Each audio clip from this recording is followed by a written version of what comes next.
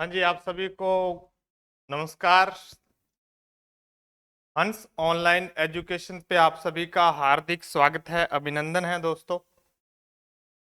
जैसा कि आप देख पा रहे हैं कि आज का जो अपना टॉपिक रहने वाला है दोस्तों, वो रहेगा कक्षा 7 हमारा राजस्थान की न्यू वाली पाठ्य पुस्तक। जो नए दोस्त हैं वो एक बार कक्षा 6 की मैंने महा मैराथन लगाई थी और बहुत सारे विद्यार्थियों के कमेंट आए थे और उनका पर्सनल जो व्यू था, रिव्यू ये था कि सर आप इतनी लंबी क्लास लगाते हो, इससे थोड़ा देखने में दिक्कत आती है। तो आप सर क्या किया करो, पर डे प्रतिदिन एक ऐसा टाइम सेट कर लो, शेड्यूल सेट कर लो कि जब हम इस क्लास को सर देख सकें और आसानी से इस किताब को हल कर सकें। तो आज अपने उसी वे में कक्षा 7 के जो चैप्टर रहेंगे उनकी मैं क्लास लेकर आऊंगा आपके साथ में। उसके बाद में दोस्तों अपने चर्चा करेंगे आगे वाले लेसन की। ऐसे करते करते 7वीं 8वीं 9वीं और 10वीं बुक्स के क्या करेंगे, क्वेश्चनों को हल करेंगे, जो आपके लिए आने वाले पेपर है, चाहे सीईटी है चाहे रीट है दोस्तों, उनके लिए बेहद फायदेमंद रहेगा। और मैं बता दूं, ये जो हमारी कक्षा है ये आपको प्रतिदिन 8 बजे हमारे YouTube चैनल से मिलेगी। प्रतिदिन इसका समय रहेगा दोस्तों शाम के 8 बजे। चलो अब अपने ज्यादा समय ना लेते हुए, आप राजनीति विज्ञान को इतना ज्यादा प्रेम दे रहे हैं उसके लिए तहे दिल से दोस्तों शुक्रिया आपका। और ऐसे ही आप हमारी लगातार वीडियो को प्रोत्साहन देते रहें, आपका समर्थन दोस्तों देते रहें। चलो आगे बढ़ता हूं मैं। तो आज का अपना पहला क्वेश्चन है दोस्तों, केवलादेव घना पक्षी राष्ट्रीय उद्यान कहाँ स्थित है? केवलादेव घना पक्षी राष्ट्रीय उद्यान कहाँ स्थित है? भरतपुर, कोटा, बूंदी, अलवर। तो दोस्तों आप इसका कमेंट आंसर कमेंट बॉक्स में कमेंट भी कर सकते हैं। तो इसका डियर आंसर आएगा भरतपुर। क्या आएगा दोस्तों? भरतपुर। क्या आएगा? भरतपुर। अब अपने चर्चा करें आगे।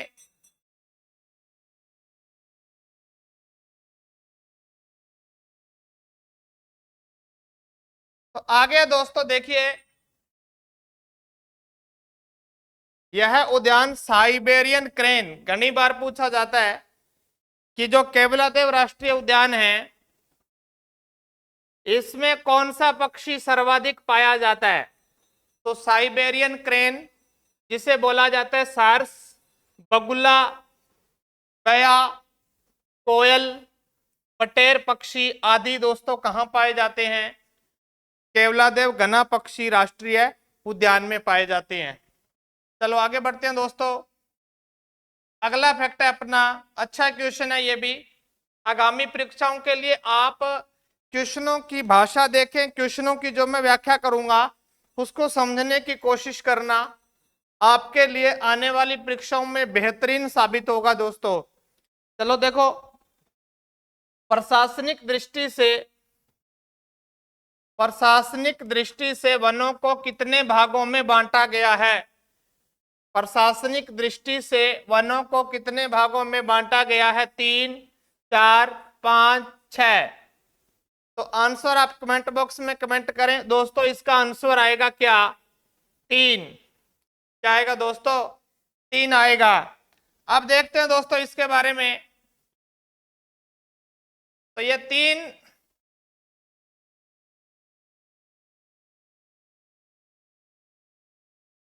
तीनों में देखिए, एक तो आरक्षित वन होते हैं, एक सुरक्षित वन होते हैं दोस्तों, और एक अवर्गीकृत वन होते हैं।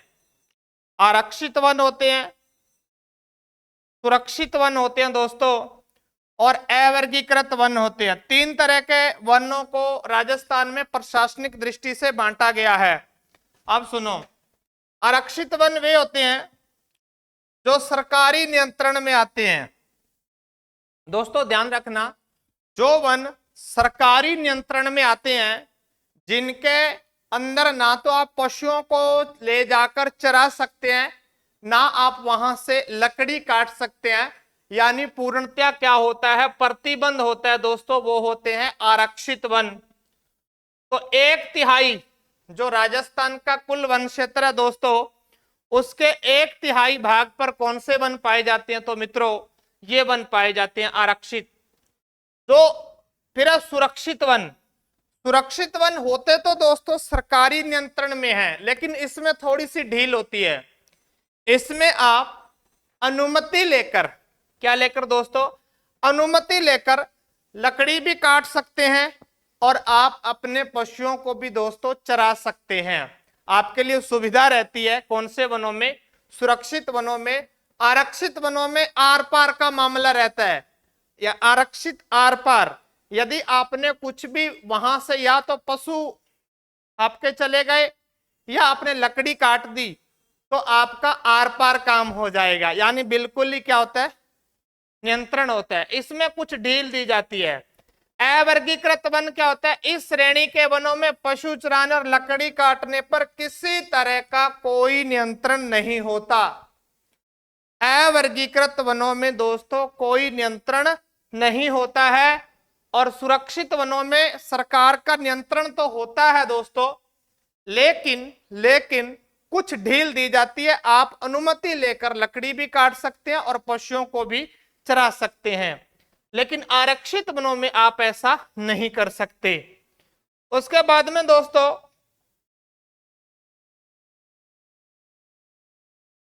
आगे देखते हैं, अगला बहुत ही शानदार क्वेश्चन आपके लिए।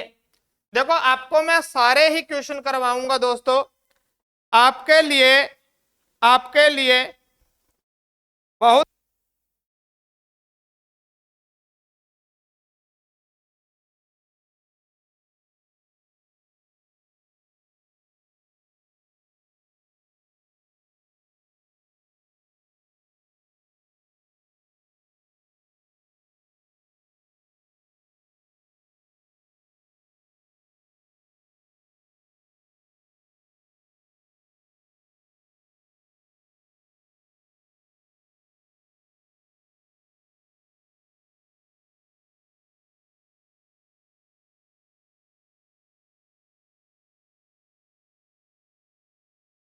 हाँ, तो दोस्तों थोड़ी सी दिक्कत आ गई थी, आगे बढ़ते हैं। अगला क्वेश्चन शानदार है। निम्नलिखित में से असत्य कथन चुनिए, निम्नलिखित में से असत्य कथन चुनिए। राजस्थान राज्य के कुल क्षेत्रफल का लगभग 10वां भाग वन क्षेत्र है। पहले आप क्या किया करें, उन लेसनों को पढ़ लिया करें, बाकी कोई दिक्कत नहीं आएगी आपको। मैं हल करवाने की पूरी कोशिश करूंगा दोस्तों, कि मेरे जितने भी दोस्त हंस ऑनलाइन एजुकेशन पे भरोसा करके बैठे हैं, वो मेरे दोस्त कहीं उनको दिक्कत ना आए। चलो दोस्तों देखते हैं। पहला तो मेरे को लग रहा है ठीक 1/10वें भाग पर ही क्या है, वन है। राजस्थान में सर्वाधिक वन उदयपुर में है। देखो कितना क्लियर हो रहा है आपका, राजस्थान में सर्वाधिक वन उदयपुर में, तो ये भी फैक्ट दोस्तों क्या है, सही है, बिल्कुल सही है। अगला देखो, राजस्थान में सबसे कम वन चूरू में है। अरे वाह, वेरी गुड, ब्यूटीफुल। तो ये तीनों ही उपयुक्त सभी कथन क्या हैं, सत्य हैं। यदि आपसे पूछे दोस्तों कि राजस्थान में कुल वन क्षेत्र, कुल राज्य का जो क्षेत्रफल है उसका वन क्षेत्र कितना है, तो आप कहोगे 10वां भाग। पूछे सर्वाधिक वन कहां पर है, तो आप कहोगे जी उदयपुर में। पूछे सबसे कम वन कहां है, तो आप क्या कहोगे भाई लोगों, आप कहोगे जी चूरू में। चलो आगे देखते हैं दोस्तों। अगला है, अच्छा क्वेश्चन है ये भी, और ये क्वेश्चन को समझने की जरूरत है थोड़ा। वो था प्रशासनिक दृष्टि से। कमेंट करें नीचे कि प्रशासनिक दृष्टि से वनों को कितने भागों में बांटा गया है दोस्तों।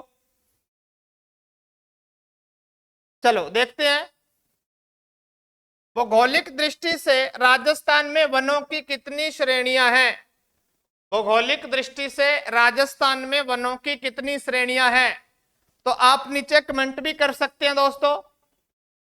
आंसर पहला 4, दूसरा 3, 1, 2। तो दोस्तों इसका आंसर क्या आएगा, ब वाला, यानी दोस्तों क्या आएगा, ब वाला आएगा। देखो राजस्थान में भौगोलिक दृष्टि से वन 3 प्रकार के पाए जाते हैं दोस्तों। इन वनों में उष्ण कटिबंधीय कंटीले वन जो मरुस्थलीय क्षेत्र में पाए जाते हैं, उष्ण कटिबंधीय कंटीले वन, इनको दोस्तों इनके कांटे होते हैं और ये कम पानी में भी हो जाते हैं और इनको जीरोफाइट भी कहा जाता है, जीरोफाइट वनस्पति भी दोस्तों कहा जाता है। अगला है उष्ण कटिबंधीय शुष्क पतझड़ वन, ये भी दोस्तों शुष्क क्षेत्र में पाए जाते हैं। अर्ध उष्ण कटिबंधीय सदाबहार वन, ये माउंट आबू में सर्वाधिक पाए जाते हैं। ध्यान रखना, उष्ण कटिबंधीय सर्वाधिक वन कहां पाए जाते हैं दोस्तों, तो माउंट आबू वाले एरियाज में पाए जाते हैं। तो ये आप ध्यान रखना, भौगोलिक दृष्टि से उष्ण कटिबंधीय शुष्क पतझड़, अर्ध उष्ण कटिबंधीय सदाबहार वन। और दोस्तों प्रशासनिक दृष्टि से 3 प्रकार के वन अभी हाल ही में आपको मैंने बताए हैं। अगला देखते हैं, आगे है दोस्तों, अगला क्वेश्चन है, बेहतरीन क्वेश्चन है ये भी, आप थोड़ा सा इसके ऊपर ध्यान देना। निम्नलिखित में से असत्य कथन चुनिए। कौन सा कथन चुनना है दोस्तों, असत्य कथन चुनना है। उष्ण कटिबंधीय कंटीले वन बीकानेर, चूरू, जैसलमेर, बाड़मेर, डीडवाना, कुचामन, जोधपुर, फलोदी, सीकर, झुंझुनू जिलों में पाए जाते हैं। दोबारा देखना इसको कि जो उष्ण कटिबंधीय कंटीले वन है ये कौन से एरियाज में पाए जाते हैं, अपने बीकानेर में, चूरू में, जैसलमेर, बाड़मेर, डीडवाना, कुचामन, जोधपुर, फलोदी, सीकर, झुंझुनू में पाए जाते हैं। इस मरुस्थलीय वनस्पति को मरूदभिद कहा जाता है। ध्यान रखना, ये जो वन है उष्ण कटिबंधीय कंटीले वन, इनको मरूदभिद या जीरोफाइट वनस्पति भी दोस्तों कहा जाता है। खेजड़ी को राजस्थान का कल्प वृक्ष कहा जाता है। सभी कथन सत्य हैं। तो प्यारे डियर स्टूडेंट्स, सभी कथन क्या हैं, सत्य हैं, यानी सभी कथन क्या हैं, सत्य हैं। तो इन क्वेश्चनों को आप देखते जाएं, बड़ा ही आनंद आने वाला है। अगला है दोस्तों आपके लिए अच्छा क्वेश्चन है जो आपका दिमाग दिल खुश कर देगा। तो देखें, ये जो आपका चल रहा है दोस्तों, ये चल रहा है 7वीं कक्षा, जो आपका 7वीं कक्षा का चैप्टर है दोस्तों पहला, हमारा राजस्थान, उसका लेसन के मैं क्वेश्चन समझाने की कोशिश कर रहा हूं आपको। और ऐसे करके अपने सभी क्वेश्चनों को दोस्तों हल करेंगे। जितने भी क्वेश्चन है दोस्तों आपके, उन सभी को अपने क्या करेंगे प्यारे दोस्तों, हल करेंगे। अगला क्वेश्चन है दोस्तों, सेवण घास किस जिले में पाई जाती है। बहुत ही अच्छा क्वेश्चन है। सेवण घास किस जिले में पाई जाती है, बाड़मेर, जैसलमेर, बीकानेर, नागौर। और ये क्लास सीईटी के लिए तो प्यारे दोस्तों रामबाण साबित होगी। क्या आएगा इसका सर, जैसलमेर। क्या आएगा प्यारे डियर्स, इसका नाम आएगा जैसलमेर। और जो दोस्त नए हैं चैनल पर, वो चैनल को सब्सक्राइब कर लें और बेल आइकन को प्रेस कर दें, जिससे आने वाली वीडियो को नोटिफिकेशन दोस्तों आप तक पहुंच जाए। और आपको हमारी ये क्लास कैसी लगी, आप एक बार कमेंट करके दोस्तों जरूर बताना। दोस्तों कमेंट करके आप एक बार जरूर बताना कि ये हमारी क्लास आपको कैसी लग रही है। चलो आगे बढ़ते हैं।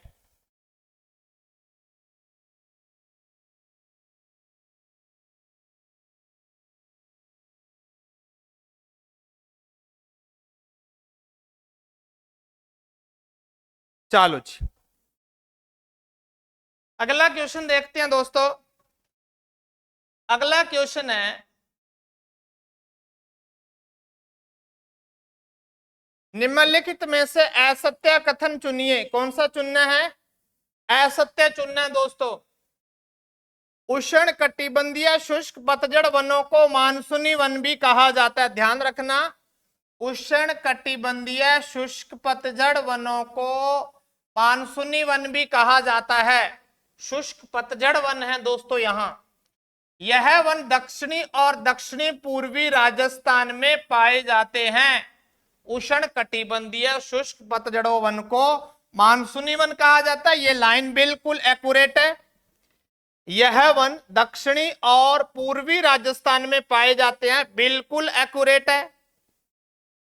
इन वनों में मुख्य सागवान, बरगद, तेंदू, गुल्लर, धोक, नीम, शीशम आदि आते हैं। तो ध्यान रखना प्यारे डियर्स, उष्ण कटिबंधीय शुष्क पतझड़ वनों को मानसूनी वन भी कहा जाता है, बिल्कुल एक्यूरेट है ये। यह दक्षिणी और पूर्वी राजस्थान में पाए जाते हैं, ये भी बिल्कुल सही है। इन वनों में ये वन पाए जाते हैं। तो इसका एक्यूरेट जो आंसर आएगा वो आएगा सभी कथन क्या हैं डियर्स? सत्य हैं। तो आप लगातार जुड़े रहें दोस्तों, बेहतरीन होने वाला है। और जब अपने ये 2-3 लेसन के आज हल करेंगे, फिर आगे आगे ऐसे ऐसे करके अपने डेली 8 बजे क्लास आपको ऐसे ही मिलती रहेगी प्रतिदिन। और आपको बस एक ही काम करना है, आपको प्रेम देना है, हमें स्नेह देना है, और इसको ज्यादा से ज्यादा क्या करना है? शेयर करना है। चलो बढ़ते हैं अगले क्वेश्चन की तरफ। निम्न में से किन वनों को मानसूनी वन कहा जाता है? और ये ही लाइन पीछे भी आई थी। उष्ण अर्ध उष्ण कटिबंधीय सदाबहार वन, उष्ण कटिबंधीय सदाबहार वन, उष्ण कटिबंधीय कंटीले वन, इनमें से कोई नहीं। तो दोस्तों इसका आंसर आएगा अर्ध उष्ण कटिबंधीय सदाबहार वन। और एक चीज और ध्यान रखना, ये राजस्थान में दोस्तों एक ही जगह पर पाए जाते हैं। राजस्थान में दोस्तों एक ही जगह पर पाए जाते हैं। कहां पर? माउंट आबू सिरोही में दोस्तों। कहां पाए जाते हैं? माउंट आबू सिरोही में पाए जाते हैं दोस्तों। अगला क्वेश्चन की तरफ बढ़ते हैं। अगला क्वेश्चन है दोस्तों आपके सामने। तो ये मैंने फैक्ट आपको क्लियर कर ही दिया। अगला क्वेश्चन बेहतरीन क्वेश्चन है, बेहतरीन क्वेश्चन है। राजस्थान में राष्ट्रीय उद्यानों की संख्या कितनी है? राजस्थान में राष्ट्रीय उद्यानों की संख्या कितनी है? 2, 3, 5, 4। राजस्थान में राष्ट्रीय उद्यानों की संख्या कितनी है? 2, 3, 4, 5। तो इसका आंसर आएगा दोस्तों कितने? 3। क्या आंसर आएगा दोस्तों? इसका आंसर आएगा 3। देखो राजस्थान में जो राष्ट्रीय उद्यान है वो 3 है। एक का नाम है केवलादेव राष्ट्रीय उद्यान, जो दोस्तों कहां पर है? भरतपुर में। केवलादेव राष्ट्रीय उद्यान दोस्तों कहां पर है? भरतपुर में। रणथंभौर राष्ट्रीय उद्यान सवाई माधोपुर में। रणथंभौर में गांगरोनी तोते के लिए प्रसिद्ध है दोस्तों। उसके बाद में मुकंदरा हिल्स राष्ट्रीय उद्यान कोटा और चित्तौड़गढ़ के रावत भाटा में है। मुकंदरा हिल्स राष्ट्रीय उद्यान, रणथंभौर राष्ट्रीय उद्यान और केवलादेव राष्ट्रीय उद्यान। राजस्थान में कितने राष्ट्रीय उद्यान हैं दोस्तों? तो 3 राष्ट्रीय उद्यान हैं दोस्तों। उसके बाद में अगला क्वेश्चन देखते हैं। अगला क्वेश्चन है दोस्तों, अच्छा क्वेश्चन है आपके लिए ये भी, और मुझे लग रहा है ये क्वेश्चन बेहतरीन होने वाला है आप सभी के लिए। ये आपको असुमेलित देखना है, असुमेलित देखना है कि कौन सा दोस्तों जो अभ्यारण्य है उस जगह पर स्थित नहीं है। नाहरगढ़ वन्य जीव अभ्यारण्य जयपुर, ये मुझे लग रहा है एक्यूरेट है। जैसमंद वन्य जीव अभयारण्य सोलुम्बर, जैसमंद वन्य जीव अभयारण्य सोलुम्बर। ये ध्यान रखना, ये कुछ नाम चेंज हुए, ये ध्यान रखना कहां पर है। अब वो किताब में थोड़ा सा चेंजिंग होके सब आ गया है।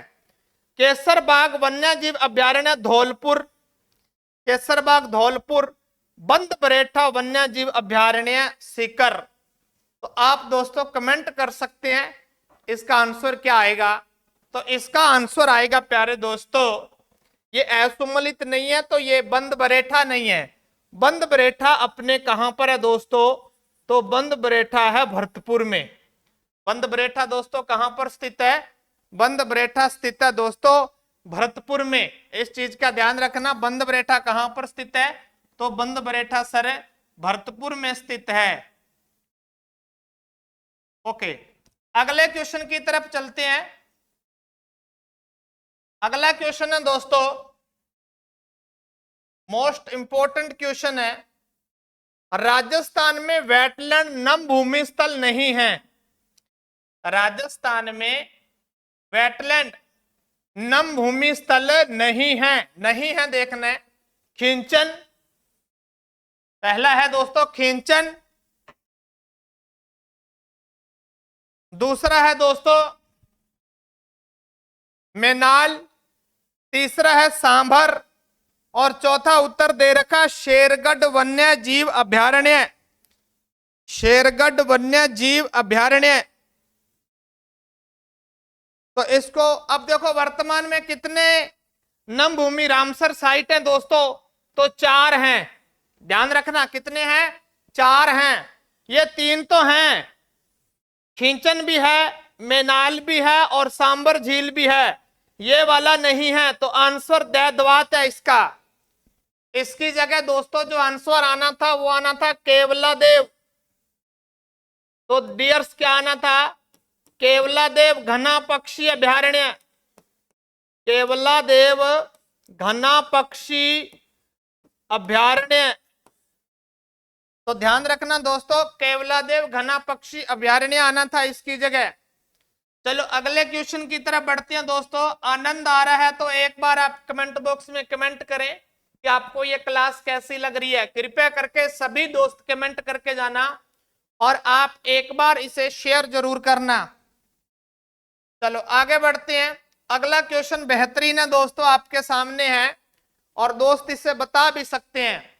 पहला है देखो उत्तर इसका, इसमें असत्य चुनना है। क्या चुनना है डियर्स, असत्य चुनना है दोस्तों। राजस्थान का राज्य पशु पुष्प, सॉरी दोस्तों पुष्प, तो पुष्प क्या है, रोहिड़ा, टिक्कोमेला एंडुलेटा। राजस्थान का राज्य वृक्ष खेजड़ी, प्रोसेसिव सनरेरिया वैज्ञानिक नाम है दोस्तों। राजस्थान का वन्य जीव श्रेणी में राज्य पशु चिंकारा, वन्य जीव श्रेणी में राज्य पशु। वेरी गुड, वेरी गुड, बहुत बढ़िया। राजस्थान का पालतू श्रेणी में राज्य पशु, तो यहां दे रखा है दोस्तों गाय। क्या दे रखा है दोस्तों, यहां पर गाय दे रखा है दोस्तों। यहां पर क्या दे रखा है, गाय दे रखा है। अब सुनो, अब सुनो दोस्तों, ये है यदि आपसे पूछे वन्य जीव श्रेणी में, तो राज्य पशु दोस्तों क्या रहेगा, आपका चिंकारा रहेगा। क्या रहेगा दोस्तों, चिंकारा ही रहेगा। लेकिन यदि आपसे पूछे पालतू श्रेणी में, यदि आपसे पूछे दोस्तों पालतू श्रेणी में, तो पालतू श्रेणी में दोस्तों क्या है आपका, क्या है आपका दोस्तों, जिसका नाम है दोस्तों ऊंट। क्या है, ऊंट। ध्यान रखना, पालतू श्रेणी में दोस्तों राज्य पशु ऊंट है, वन्यजीव श्रेणी में राज्य पशु चिंकारा है, और राजस्थान का राज्य वृक्ष खेजड़ी है, और राज्य पुष्प दोस्तों क्या है, रोहिड़ा है। आजकल बहुत सारे क्वेश्चन वो हमारा राजस्थान से डियर्स उठा रहा है। आगे बढ़ते हैं दोस्तों। तो अगला क्वेश्चन है, ये ऊंट लिख दिया, हमारे नवीन सर भी कमाल करते हैं, फोटो बना देते कितना मस्त होता। चलो कोई दिक्कत नहीं है। अगला देखो, केंद्रीय शुष्क क्षेत्र अनुसंधान संस्थान काजरी। मैंने यहां पर दोनों ही चीजें हल करने की कोशिश की है दोस्तों, तो आप इंतजार किए बिना कल तैयार रहना 8 बजे। 8 बजे आपके लिए क्वेश्चनों का यही प्रैक्टिस सेट आएगा, और जो आपको सीईटी रीट आपकी जितनी आगामी परीक्षाएं आएंगी उनके लिए बेहतरीन साबित होगा। जो दोस्त पॉलिटी देखना चाहते हैं तो पॉलिटी की कक्षाएं दोस्तों चल रही है, उनका दोस्तों मैं प्लेलिस्ट जल्दी तैयार करवा दूंगा। और मैथ की क्लासें बलविंदर सर के द्वारा संपन्न करवाई जा रही हैं, आप उनको देखो दोस्तों, बहुत ही बेहतरीन तरीके से मैथ करवाते हैं बलविंदर सर। आगे बढ़ते हैं। केंद्रीय शुष्क क्षेत्र अनुसंधान संस्थान दोस्तों काजरी और शुष्क व अनुसंधान संस्थान आफरी। ध्यान रखना काजरी और आफरी कहां स्थित हैं, आपसे पूछा है दोस्तों काजरी और आफरी कहां स्थित हैं। तो दोस्तों इसका आंसर देखते हैं, जैसलमेर, बीकानेर, जोधपुर, फलोदी। जैसलमेर, बीकानेर, जोधपुर, फलोदी। तो दोस्तों इसका आंसर आएगा जोधपुर। यदि आपसे पूछे काजरी कहां है या पूछे आफरी कहां है, तो दोस्तों आपको क्या बताना है, तो आपको बताना है दोस्तों क्या, जोधपुर। क्या बताना है, जोधपुर। और मेरे दोस्तों को क्लास कैसी लग रही है आप जरूर कमेंट करना, और ये भी बताना कि आप कहां कहां से इस वीडियो को देख रहे हैं, और ये आपके लिए कितनी अच्छी क्लास और आपके लिए कितना फायदा देगी आपको। चलो आगे बढ़ते हैं दोस्तों, आगे बढ़ते हैं दोस्तों। अगला जो अपना क्वेश्चन है उसकी चर्चा करते हैं, कौन सा आ रहा है, तो बेहतरीन क्वेश्चन आया है ये भी, और ये भी आपके पेपर में आने लायक क्वेश्चन है। चलो देखो, निम्नलिखित में से असत्य चुनना है। क्वेश्चन अच्छे होते हैं, बेहतरीन होते हैं। चलो देखो, राष्ट्रीय वन नीति 1952, राष्ट्रीय वन नीति कब बनी, 1952। इसमें कहा गया था कि 33% भूमि पर क्या होने चाहिए, वन होने चाहिए। संशोधित वन नीति 1988, संशोधित वन नीति, ये जितने भी मैं आपको फैक्ट करवाऊंगा ये हमारा राजस्थान बुक्स को आधार मानकर ही करवाऊंगा, इससे बाहर जाने की कोशिश मैं नहीं करूंगा, क्योंकि आपको हमारा राजस्थान किताब एक बार अवश्य दोस्तों पढ़नी चाहिए। चलो देखो, संशोधित वन नीति 1988, राष्ट्रीय वन नीति 1952 और राजस्थान नई वन नीति 2023, राजस्थान नई वन नीति 2023। तो दोस्तों इसका आंसर आएगा, सभी कथन क्या हैं, सत्य हैं। राष्ट्रीय वन नीति 1952 में बनी है, संशोधित वन नीति 1988 में बनी है, और राजस्थान की नई वन नीति कब बनी है, 2023 में। तो आपको ये दोस्तों जानकारी अपने दिमाग में रखनी है। चलो आगे बढ़ते हैं, आगे बढ़ते हैं दोस्तों। तो अगला लेसन आ गया है, और आप एक बार जो नए दोस्त चैनल पे विजिट कर रहे हैं वो चैनल को सब्सक्राइब कर लो और बेल आइकन को प्रेस कर लो, जिससे 8 बजे प्रतिदिन आपके पास में ये क्लास आ सके।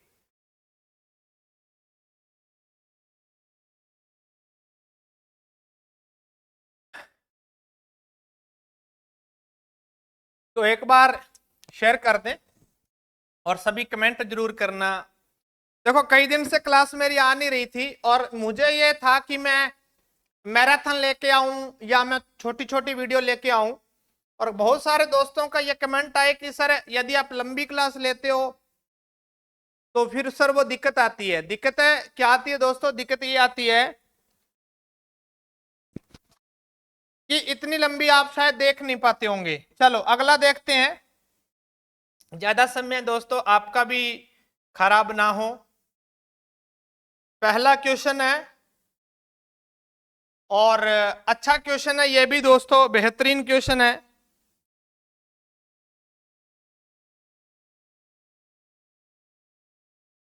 निम्नलिखित में से अधात्विक खनिज समूह है, अधात्विक और धात्विक क्या होते हैं दोस्तों?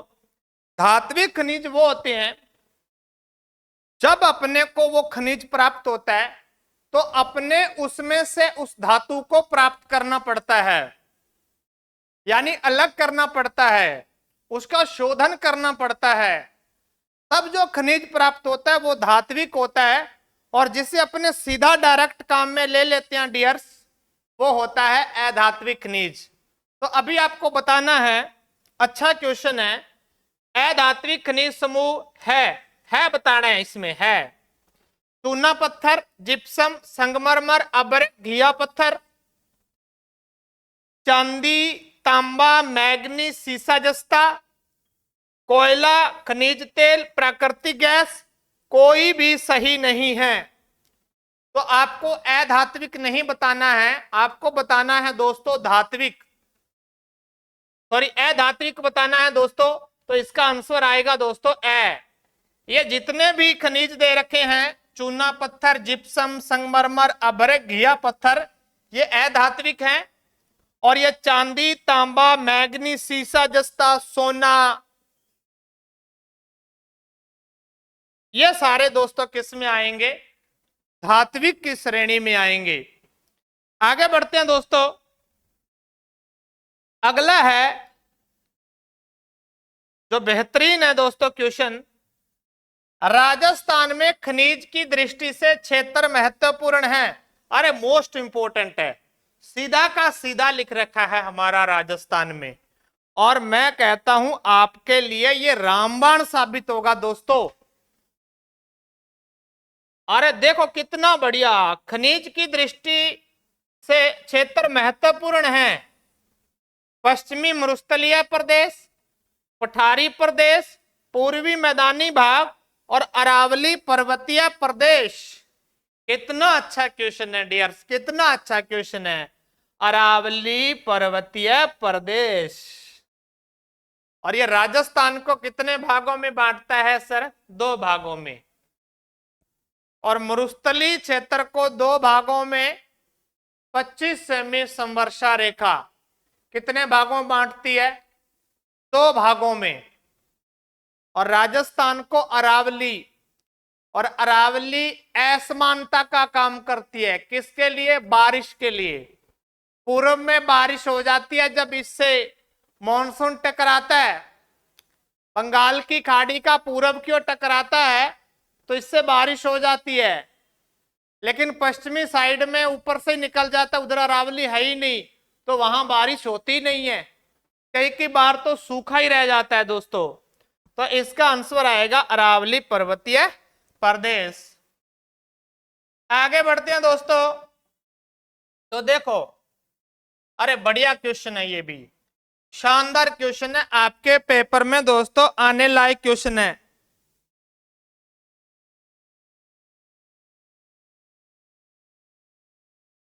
मोस्ट इंपोर्टेंट लगा लो। सीसा जस्ता, सॉरी जस्ता शोधन संयंत्र कहां स्थापित किया गया है? जस्ता शोधन संयंत्र कहां स्थापित किया गया है? जस्ता शोधन संयंत्र कहां स्थापित किया गया है? जयपुर, उदयपुर, अलवर, सीकर। अच्छा क्वेश्चन है, अच्छा क्वेश्चन है, तो आप कमेंट करके बताएं। तो इसका दोस्तों आंसर आएगा उदयपुर। उदयपुर में कौन सी जगह है? तो सर जी उदयपुर में देबारी। उदयपुर में कहां पर भाई लोगों? तो उदयपुर में कहां पर? देबारी में। उदयपुर में देबारी में जस्ता शोधन संयंत्र पूछे आपसे राजस्थान में कहां पर है, तो आपका आंसर क्या आएगा? देबारी। जस्ता, जस्ता पूछे तो देबारी, जस्ता पूछे तो देबारी। और अगला क्वेश्चन देखते हैं तो क्लियर होगा आपके लिए। अगला है दोस्तों आपके सामने, सीसा जस्ता शोधन संयंत्र, वो था दोस्तों कौन सा? जस्ता, वो था जस्ता शोधन संयंत्र, वो था दोस्तों जस्ता शोधन संयंत्र। और ये है सीसा जस्ता शोधन संयंत्र। यदि पूछे सीसा जस्ता तो ये उत्तर आएगा चित्तौड़गढ़। चित्तौड़गढ़ में चंदेरिया, दोस्तों कहां पर? चंदेरिया चित्तौड़गढ़ में। दोस्तों चंदेरिया चित्तौड़गढ़ में सीसा जस्ता शोधन केंद्र है।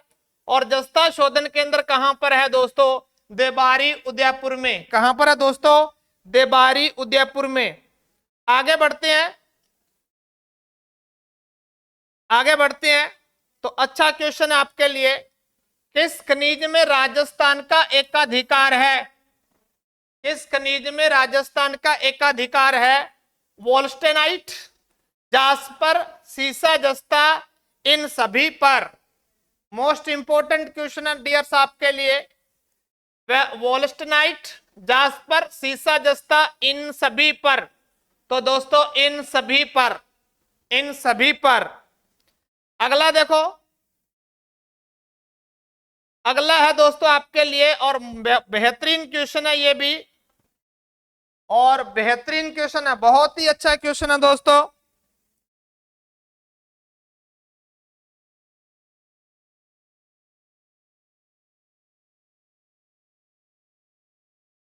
अगला क्वेश्चन है, इनमें से गैर परंपरागत ऊर्जा स्रोत है। गैर परंपरागत दोस्तों वो होता है जो अपने, एक तो अपने प्रकृति से लेकर उसको पहले से यूज कर रहे हैं, और गैर परंपरागत होता है जो मानव ने अपनी सुविधा के लिए ऊर्जा का स्रोत पैदा किया है। वो होता है दोस्तों कौन सा? गैर परंपरागत। अब इसमें बताना है आपको, इसमें बताना है दोस्तों आपको कि गैर परंपरागत ऊर्जा स्रोत कौन सा है? कोयला, खनिज, प्राकृतिक गैस, सौर ऊर्जा। कोयला, खनिज, प्राकृतिक गैस, ऐसा याद रख सकते हैं, जो धरती से डायरेक्ट निकलते हैं और जिनके साथ मानव दोबारा पैदा नहीं कर सकता, वो होते हैं परंपरागत। और जिनको मानव दोबारा पैदा कर सकता है खनिज संसाधनों को, वो होते हैं गैर परंपरागत। कोयला, खनिज, प्राकृतिक गैस, सौर ऊर्जा। तो इसका आंसर आएगा दोस्तों सौर ऊर्जा। ध्यान रखना, पवन ऊर्जा इसके साथ में, पवन ऊर्जा व सौर ऊर्जा, ये कैसे संसाधन है दोस्तों? तो ये आपके गैर परंपरागत ऊर्जा संसाधन है। अगला क्वेश्चन है दोस्तों आपके लिए और बेहतरीन क्वेश्चन है, बेहतरीन क्वेश्चन है। राजस्थान में कोयले का कौन सा प्रकार पाया जाता है? राजस्थान में कोयले का कौन सा प्रकार पाया जाता है? लिग्नाइट, पीट, बिटुमिन्स, एंथ्रेसाइट।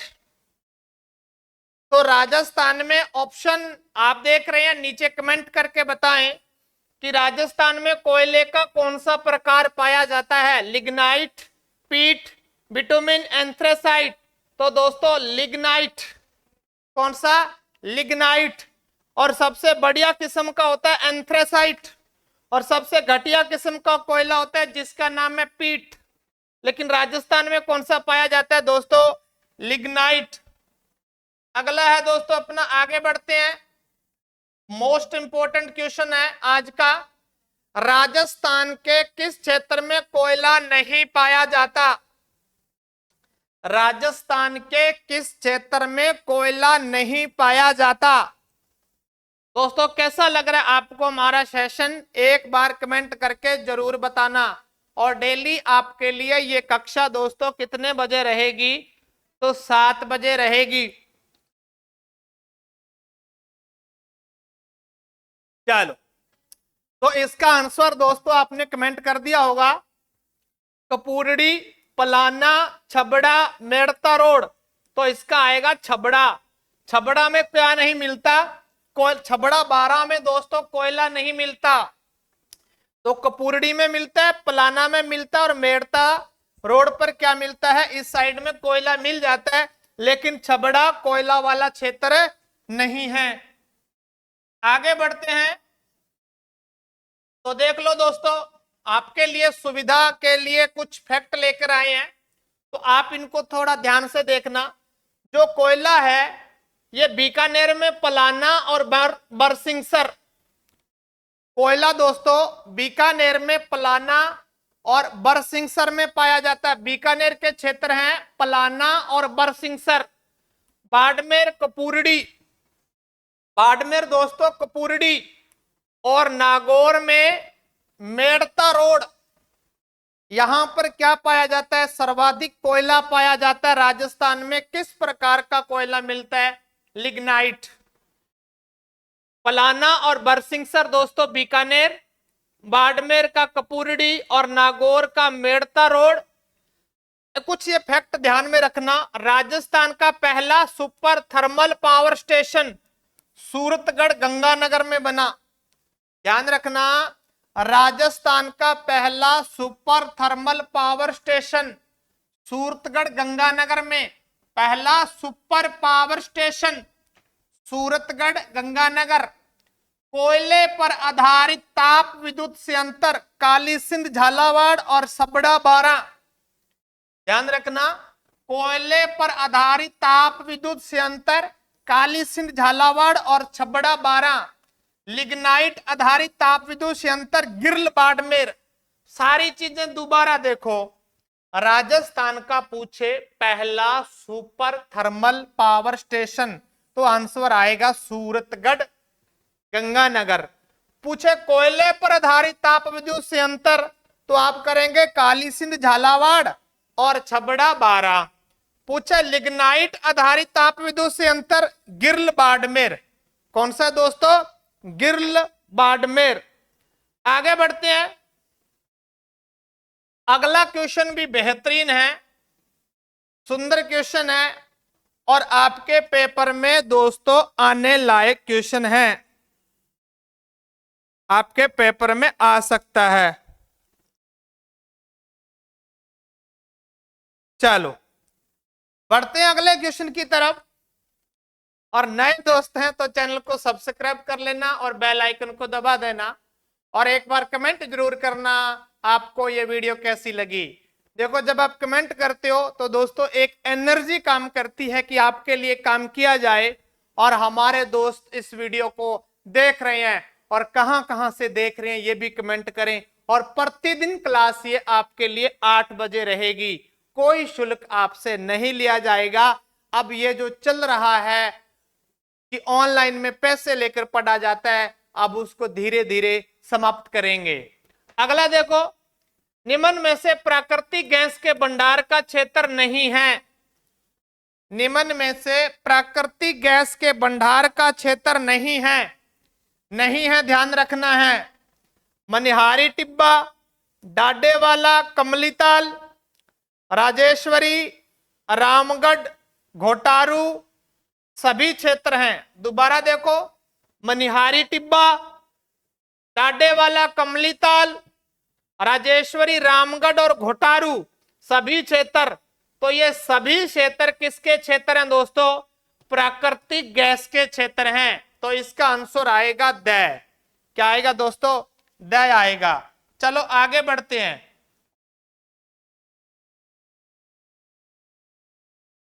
अगला है दोस्तों क्वेश्चन बड़ा बेहतरीन है। निम्न में से खनिज तेल पाया जाता है, वो प्राकृतिक गैस थी, पीछे कोयला बताया, अब किसका क्वेश्चन है? खनिज तेल का। और आपके लिए यहीं से क्वेश्चन आएंगे पेपर में और फिर आप कहोगे हंस ऑनलाइन एजुकेशन जिंदाबाद। फिर देखो खनिज तेल, ऐश्वर्या मंगला बाड़मेर। खनिज तेल कहां पाया जाता? कौन से क्षेत्रों में? ऐश्वर्या मंगला बाड़मेर, सादेवाला जैसलमेर, बागेवाला बीकानेर। सादेवाला ध्यान रखना जैसलमेर में है, ऐश्वर्या और मंगला क्षेत्र बाड़मेर में है, बागेवाला बीकानेर में है। तो ये सभी क्षेत्र किसके लिए प्रसिद्ध हैं? खनिज तेल के लिए। ऐश्वर्या और मंगला ये बाड़मेर में है, सादेवाला जैसलमेर और बागेवाला बीकानेर में है। और ये सारे के सारे क्षेत्र किसके लिए प्रसिद्ध हैं दोस्तों? किसके लिए प्रसिद्ध हैं? खनिज तेल के लिए प्रसिद्ध हैं। आगे बढ़ते हैं। अगला क्वेश्चन है दोस्तों और बेहतरीन क्वेश्चन है ये भी। राजस्थान का पहला परमाणु ऊर्जा संयंत्र कहां लगाया गया? राजस्थान का पहला परमाणु ऊर्जा संयंत्र कहां लगाया गया? राजस्थान का पहला परमाणु ऊर्जा संयंत्र कहां लगाया गया? चित्तौड़गढ़, अलवर, बीकानेर, सीकर। तो दोस्तों आपके सामने ये क्वेश्चन है, आपके सामने दोस्तों ये क्वेश्चन है। क्वेश्चन ये है कि राजस्थान का पहला परमाणु ऊर्जा संयंत्र कहां लगाया गया? तो दोस्तों आप इसे देख सकते हैं, आंसर क्या है? चित्तौड़गढ़, अलवर, बीकानेर, सीकर। चित्तौड़गढ़, अलवर, बीकानेर, सीकर। चित्तौड़गढ़, अलवर, बीकानेर, सीकर। तो दोस्तों इसका आंसर क्या आएगा? इसका आंसर आएगा चित्तौड़गढ़, यानी रावत भाटा चित्तौड़गढ़। क्या आएगा दोस्तों? रावत भाटा चित्तौड़गढ़। अगला क्वेश्चन है दोस्तों आपके लिए, और ये बेहतरीन क्वेश्चन है, आज का जबरदस्त क्वेश्चन है दोस्तों, और ये मेरे हिसाब से आज का अंतिम क्वेश्चन है। और ये क्लास आपको पर डे 8 बजे मिलेगी दोस्तों। अब चलो देखते हैं, राजस्थान का सबसे बड़ा सोलर पार्क कहां स्थापित किया गया? राजस्थान का सबसे बड़ा सोलर पार्क कहां स्थापित किया गया? सीकर, जोधपुर, बाड़मेर, फलोदी। दोस्तों सीकर, जोधपुर, बाड़मेर, फलोदी। तो इसका आएगा आंसर फलोदी, बढ़ला, बढ़ला। और बढ़ला कहां पर है दोस्तों? फलोदी में। राजस्थान का सबसे बड़ा सोलर पार्क कहां लगा है? बढ़ला में। तो दोस्तों आज के लिए इतना ही। 2 लेसन हमारा राजस्थान कक्षा 7 के विद क्वेश्चन मैंने आपके सामने रखे। आपको कैसे लगे एक बार कमेंट करना, और आप कहां से वीडियो देख रहे हैं ये भी दोस्तों कमेंट करना। और जो दोस्त नए हैं वो चैनल को सब्सक्राइब कर लेना और बेल आइकन को दबा देना, आने वाली वीडियो का नोटिफिकेशन आप तक पहुंच जाए। मिलते हैं कल 8 बजे इसी समय। तब तक के लिए हाँ, एक और आप सभी को स्वतंत्रता दिवस की हार्दिक शुभकामनाएं, और हमारा भारत ऐसे ही आगे बढ़ता रहे और हम आगे बढ़ते रहें। जय हिंद, जय भारत।